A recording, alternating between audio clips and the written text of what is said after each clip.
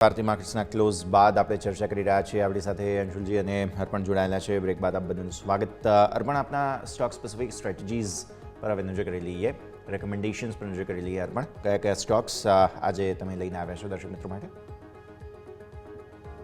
અને જે સ્ટોક જે છે હેવી વેટ્સ જ રહેશે.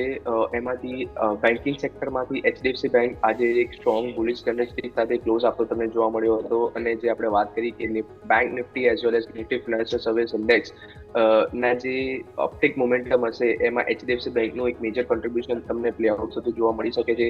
1700 લેવલની ઉપર આજે જે ક્લોઝ આપ્યો છે કોલ રાઇટર્સ ઓન બેઝ પર જે હતો એ હવે ઉપરની સાઈડ પર શિફ્ટ થયો છે, વિચ ઇન્ડિકેટ્સ કે 1700 level now will act as a strong support zone.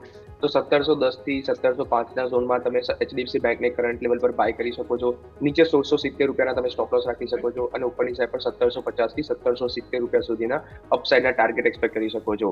નાઉ જે ઇન ધ સિમિલર સેક્ટર એક બીજો જે કોલ જે રહેશે આઈસીઆઈસીઆઈ બેંક ગઈકાલે તમને એક સ્ટ્રોંગ બુલિશ મોમેન્ટમ સાથે ક્લોઝ થતો જોવા મળ્યો હતો. આફ્ટર દેટ આજના દિવસે સાઇડવેઝ કોન્સોલિડેશનના મૂવ સાથે ક્લોઝ આવ્યો હતો. બટ આઈ થિંક આ અપટિક મોમેન્ટમ તમને નેક્સ્ટ વીકમાં કન્ટિન્યુ થતું જોવા મળી શકે છે અને ઉપરની હિસાબે 1280 સુધીના ટાર્ગેટ અચીવ થતા જોવા મળી શકે છે.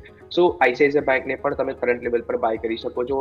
સો from banking pack you can either go long on HDFC bank or ICICI bank depending on your risk appetite. બીજો જે કોલ જે રહેશે એ મેટલ સેક્ટરમાંથી રહેશે. મેટલ ઇન્ડેક્સે લાસ્ટ વીકમાં એક સ્ટ્રોંગ બુલિશ રેન્જ બ્રેકઆઉટ આપ્યું હતું. નિફ્ટી મેટલ ઇન્ડેક્સ જે વારંવાર 8700ના લેવલની આસપાસ જે રેઝિસ્ટન્સ ફેસ કરી રહ્યો હતો એ ફાઇનલી લાસ્ટ વીકમાં 8700ના લેવલની ઉપર ક્લોઝ આપ્યું હતું. અને જે હેવીલી બીટન ડાઉન જે પીએસટી મેટલ નેમ્સ છે લાઇક્સ ઓફ નાલ્કો, હિન્દુસ્તાન કોપર, એ બધા કાઉન્ટર્સમાં તમને કમિંગ ડેઝમાં એક બાઇંગ મોમેન્ટમ ઇમર્જ થતું જોવા મળી શકે છે.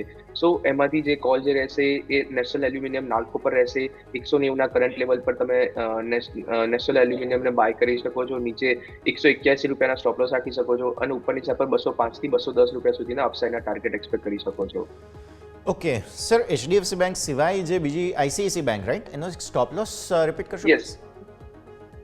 સો આઈસીઆઈસીઆઈ બેંક માટે સ્ટોપ લોસ તમે 1220 રૂપિયાનો રાખી શકો છો અને ઉપરની સાઈડ પર ટાર્ગેટ 1280 થી 1285 રૂપિયાના એક્સપેક્ટ કરી શકો છો.